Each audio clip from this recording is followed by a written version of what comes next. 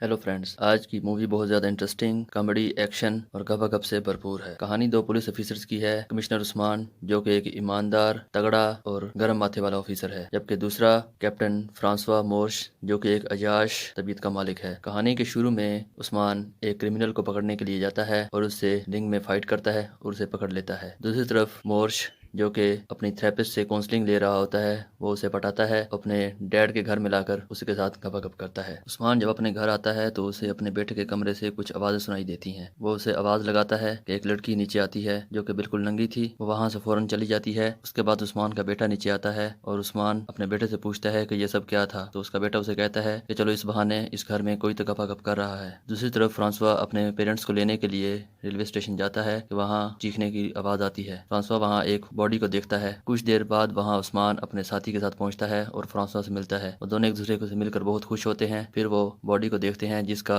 सिर्फ आधा हिस्सा था और बाकी हिस्सा गायब था। फ्रांसवा उस्मान के साथ उसके ऑफिस आता है और वहाँ उस्मान की चीफ उसे बताती है कि बिल्कुल इसी बॉडी का दूसरा हिस्सा वेलियन सिटी में मिला है। उस्मान को वेलियन सिटी जाने का कहा जाता है, लेकिन फ्रांसवा उसके साथ जाने की जिद करता है, जिस पर उस्मान उसे सख्ती से मना कर देता है, लेकिन फिर भी फ्रांसवा उस्मान के साथ चला जाता है। वेलियन सिटी में फ्रांसवा और उस्मान को पिकअप के लिए एक डिप्टी कमिश्नर एलिस आती है। वो उन्हें कॉफी देती है और दोनों ऑफिसर्स का दिल उस पर आ जाता है। एलिस उन्हें बॉडी के पार्ट के पास लेके जाती है, जहाँ फ्रांसवा बॉडी के नूनू के साथ लेबोरेटरी स्टेटर से पंगे लेता है। उस्मान उसे मना करता है और फिर वो क्राइम स्पॉट की तरफ जाते हैं। उस्मान फ्रांसवा को नीचे लाइन पे भेजता है और खुद एलिस के साथ पुल के ऊपर चला जाता है। फ्रांसवा वहाँ जाकर कुछ चबले मारता है और वही लैब वाला स्टेटर मुंह में लेके घूमता रहता है, जबकि ऊपर उस्मान और एलिस दोनों इमेजिनेशन करते हैं कि ये एक्सीडेंट कैसे हुआ, ये मर्डर कैसे हुआ। फ्रांसवा मुंह में स्टेटर लिए हुए ऊपर उस्मान के पास आता है तो उस्मान उससे पूछता है क्या ये वही लैब वाला स्टेटर है, जिस पर फ्रांसवा इनकार कर देता है, लेकिन फिर उसे याद आता है कि ये वही स्टेटर है और वो बुरी सी शक्ल बनाकर साइड पर हो जाता है। फिर वो दोनों गाड़ी लेकर विक्टिम की माँ से मिलने जाते हैं, जिसका नाम केविन मार्शल था। उस्मान वॉशरूम के बहाने ऊपर केविन मार्शल के रूम में चला जाता है, जबकि फ्रांसवा केविन मार्शल की माँ के साथ उसके ड्राइंग रूम में बैठ जाता है। जैसे ही फ्रांसवा केविन मार्शल की माँ को बताता है कि वो मर चुका है तो वो बुरी तरह रोने लगती है। वो उसे चुप करवाते हैं और केविन मार्शल के रूम का पूछते हैं। वो उन्हें बताती है कि वो सारा दिन लेबोरेटरी में काम करता रहता था। वो उसकी लेबोरेटरी की तरफ जाते हैं जहाँ उन्हें कुत्ते खाने को दौड़ते हैं। वो लेबोरेटरी में जाते हैं तो वहाँ हर चीज बिल्कुल रेडी पड़ी थी। वो दोनों वहाँ कुछ पिक्चर्स वगैरह लेते हैं और केविन मार्शल की माँ से पूछते हैं कि कोई ऐसी वो केविन मार्शल के किसी दोस्त को जानती है, तो उसकी माँ बताती है कि एक लड़की जेसिका जो कि बार में काम करती है वो उसे जानती है। वो दोनों बार में जाते हैं और जाने के बाद उन्हें जेसिका का पूछते हैं। उस्मान नीचे जेसिका से मिलने के लिए ड्रेसिंग रूम में चला जाता है, जहाँ जेसिका बिल्कुल नंगी बैठी थी। उस्मान जेसिका को बिल्कुल नंगा देखकर घबरा जाता है और वापस ऊपर आकर कैप्टन फ्रांसवा को नीचे भेजता है। फ्रांसवा उसे बताता है कि केविन मार्शल मर चुका है, जिस पर जेसिका बहुत ज्यादा अफसरदा हो जाती है और उसे बताती है कि वो गलत लोगों की संगत में उठने बैठने लग गया था। जेसिका उसे अपने नंगे बदन पर ऑयल मलने को कहती है, जिसे वो ऑयल मलना शुरू हो जाता है। ऊपर बार का सिक्योरिटी गार्ड काले लोगों के बारे में बुरा भला कहता है, जिस पर उस्मान और गार्ड के दरमियान लड़ाई शुरू हो जाती है। ऊपर उस्मान की पिटाई हो रही होती है, जबकि नीचे फ्रांसवा एलिसा के साथ मजे कर रहा होता है। जेसिका फ्रांसवा को नादिर के बारे में बताती है, जो कि केविन मार्शल का करीबी दोस्त था। इतने में उस्मान सीढ़ियों से लुढ़कता हुआ नीचे ड्रेसिंग रूम में आके गिरता है और वो फ्रांसवा को ऊपर आने को कहता है। फ्रांसवा अपनी गन चेक करता है तो उसे याद आता है कि गन तो गाड़ी में है। वो गन लेने के लिए ऊपर जाता है और उसी ऑयल को अपनी पैंट पे मलता है। चाबी निकालने की कोशिश करता है तो चाबी उसके हाथ से गिरकर गाड़ी के नीचे चली जाती है। वो चाबी निकालने की कोशिश करता है, लेकिन चाबी नहीं निकलती। बिलाकर वो एक पत्थर उठाकर गाड़ी के गिलास को मारता है और गाड़ी से इलेक्ट्रिक गन निकालता है। वो गार्ड को एक बार इलेक्ट्रिक गन से शूट करता है, लेकिन उसे कुछ नहीं होता। वो दूसरी वार्निंग देते हुए उसे फिर शूट करता है, लेकिन उसे फिर भी कुछ नहीं होता और वो कैप्टन फ्रांसवा की तरफ बढ़ता है और कुछ आगे जाकर नीचे गिर जाता है। जब फ्रांसवा उसे चेक करता है तो वो मर चुका था। जब वो दोनों वापस गाड़ी की तरफ आते हैं तो वो देखते हैं कि गाड़ी का बुरा हाल हो चुका था और उन पर काले लोगों के खिलाफ बहुत सी बातें लिखी गई थी। उस्मान फ्रांसवा से गाड़ी की चाबी मांगता है तो फ्रांसवा उसे बताता है कि वो उसे नीचे गिरा चुका है। पुलिस स्टेशन आकर उन्हें पता लगता है कि उस सिक्योरिटी गार्ड का नाम कार्ल मिलर था। फिर वेलियन शहर का कमिश्नर मर्सियस आकर उन दोनों को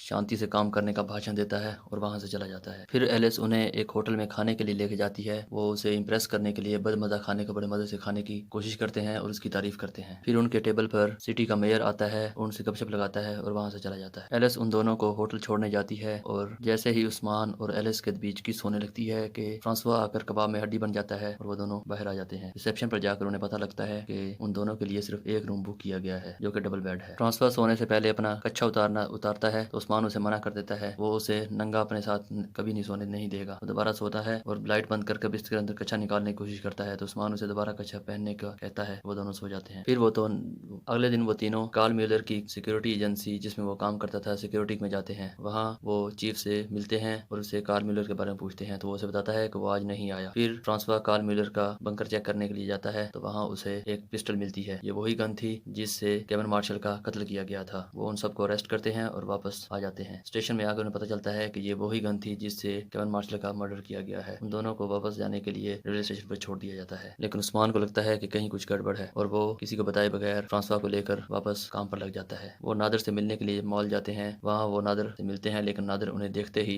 वहाँ से भाग खड़ा होता है। वो बेबी कार्ट में वहाँ से भागता है और उस्मान भी एक दूसरी बेबी कार्ट के जरिए उसका पीछा करता है। वो माल को धर्म करते हुए आखिर नादिर को पकड़ लेते हैं। वो उससे पूछते हैं कि वो उनसे क्यों भाग रहा था तो नादिर उन्हें बताता है कि उसका दोस्त केविन मार्शल भी पुलिस वालों की हेल्प लेने के लिए गया था और उसने सारी बात एक पुलिस वाले के कमिश्नर जिसका नाम कमिश्नर मर्सियस है उसे बताई और कुछ दिन बाद वो मारा गया। उस्मान सारी तफ्तीश करने के बाद उसे छोड़ देता है और वो दोनों मर्सियस का पीछा करने लग जाते हैं। स्टेशन पहुंचते हैं और वहाँ से एक गाड़ी चुराते हैं। वो मर्सियस का पीछा करते हैं। मर्सियस एक बड़े सारे बंगले के आगे जाकर रुकता है। वो अंदर जाने की कोशिश करते हैं तो अंदर से सिटी का मेयर बाहर आता है। वो उन्हें खरी खरी बातें सुनाता है और उनकी अच्छी खासी बेइज्जती कर वहाँ से उन्हें चलता करता है। बाहर आकर फिर वेट करते हैं और मर्सियस का पीछा दोबारा शुरू कर देते हैं। फिर आखिर मर्सियस को पता लग जाता है कि उसका पीछा किया जा रहा है। कुछ देर बाद मर्सियस अपनी गाड़ी की स्पीड बढ़ाता है और एक और गाड़ी आकर उनके साथ लग जाती है। इस गाड़ी में कुछ गुंडे थे जो कि उस्मान और फ्रांसवा की गाड़ी का पीछा शुरू कर देते हैं। वो उनके साथ काफी लड़ते हैं। फ्रांसवा उन पर फायरिंग भी करता है लेकिन वो इससे बच जाते हैं। मिलाकर फ्रांसवा एक स्मोक ग्रेनेड लेकर उन गुंडों की गाड़ी में डाल देता है और गाड़ी अड़खड़ाते हुए पहाड़ से नीचे गिरकर तबाह हो जाती है। वो दोनों वहाँ से एलिस के घर जाते हैं और एलिस उन्हें वहाँ देखकर अचानक डर जाती है। वो सारी बात एलिस को बताते हैं और एलिस उन्हें बताती है कि ये अब बाकी सारा काम सुबह करेंगे। फिर रात को वो दोनों इकट्ठे सोते हैं। सुबह एलिस के साथ वो नाश्ता करते हैं और एलिस को बताए बगैर वो वहाँ से निकल जाते हैं। वो मेयर के घर जाते हैं और वहाँ चोरी घर के अंदर दाखिल होते हैं और मेयर का कुत्ता उन्हें काटने को दौड़ता है। खुशकिस्मती से वो अंदर दाखिल हो जाते हैं और घर की तलाशी शुरू कर देते हैं। वो घर का चप्पा चप्पा छान मारते हैं लेकिन उन्हें कुछ नहीं मिलता। कुछ देर बाद फ्रांसवा देखता है कि मेयर की बीवी वॉशरूम में बिल्कुल नंगी नहा रही है। वो उसे देखने में मसरूफ हो जाता है। इसने उस्मान पीछे से आता है और उसे कहता है कि तुम क्या कर रहे हो, क्या कुछ मिला तो वो दोनों नाव में सर हिलाते हैं। फिर भी आखिर उन्हें एक घर के अंदर एक लिफ्ट नजर आती है। वो लिफ्ट के जरिए नीचे जाते हैं। नीचे वो एक सेफ हाउस बना हुआ था। यहाँ बहुत सारे नक्शे रखे गए थे। वहाँ उन्हें पता लगता है कि मेयर एक बहुत बड़ी साजिश कर रहा है जिसमें कमिश्नर मर्सियस भी शामिल है। उन्हें पता लग जाता है कि मेयर इस शहर में बहुत सारे धमाके करने वाला है। उस्मान एलिस को फोन करता है और उसे प्रिंटिंग प्रेस पे आने की बताता है। खुद प्रिंटिंग प्रेस की तरफ चले जाता है। वहाँ वो बहुत सारी गाड़ियां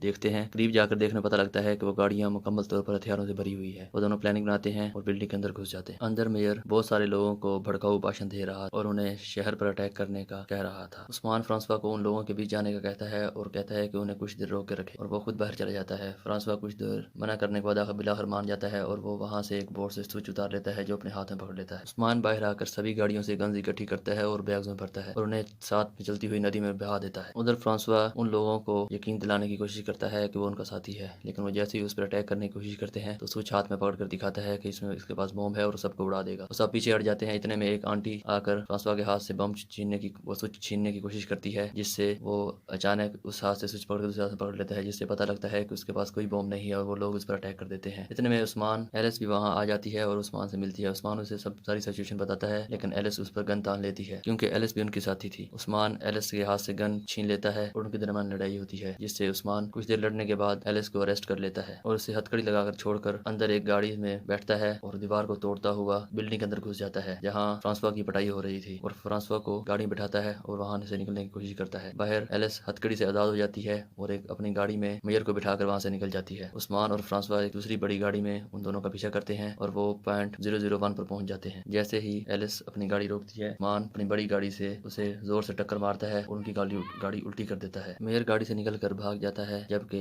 उस्मान गाड़ी में फंसी हुई एलिस को कहता है कि उसने एम्बुलेंस को बुला लिया है। मेयर जाकर बॉम्ब को ऑन कर देता है जिसमें बहुत से गरीब लोग रहते थे। उस्मान और फ्रांसवा बिल्डिंग में ऊपर जाते हैं और सभी लोगों को वहाँ से निकलने को कहते हैं। एक एक करके जब वो सब लोगों को वहाँ से निकाल देते हैं तो बिलाखिर वो दोनों बचते हैं बिल्डिंग में। इतने में बिल्डिंग फट जाती है और वो दोनों मौजूदाती तौर पर नीचे गिरते हुए बच जाते हैं। इधर मेयर अपने बचने की खुशी में खुश हो रहा था तक वो दोनों उसे पंच करते हैं और उसे वहीं बेहोश कर अरेस्ट कर लेते हैं। कुछ देर बाद वहाँ पुलिस आ जाती है। वो एलिस को रेस्क्यू करते हैं और मेयर को अरेस्ट कर लेते हैं और मूवी के लास्ट में वो दोनों रेलवे स्टेशन में बैठे अपनी गाड़ी का